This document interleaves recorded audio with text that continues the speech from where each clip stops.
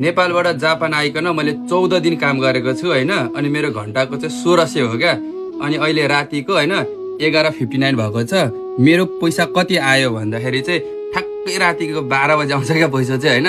अनि हेरौँ मेरो पैसा कति आउँदो रहेछ। मैले 14 दिन काम गरेको छु, घन्टाको 1600मा कति पैसा चाहिँ आउँदो रहेछ लेट्स सी है। अब ठ्याक्कै 12 बजे आउनु पर्ने हो। 11:59 भएको छ अहिले होइन, 11:59। अब यहाँ हेरौँ है त कति चाहिँ पैसा आउँदो रहेछ मेरो। हेरौँ भनेको यहाँ चल्दैन खै यार। 59 भयो, 60 यस आइगएन यार। कति आएछ लेट्स सी है त हाम्रो पैसा कति आउँछ त। मैले यस 1,33,000 भनेपछि कति आयो। अघि मेरो 20,000 थियो भनेपछि 1,10,000 आएछ 14 दिन काम गर्दाखेरि। यो 1,10,000ले मैले के पुर्याउनु यार। मेरो 14 दिन गर्दा नि यति थोरै सालेर आउँछ। अब आफै भन्नु म कसरी बाँचिरहेको छु जापानमा।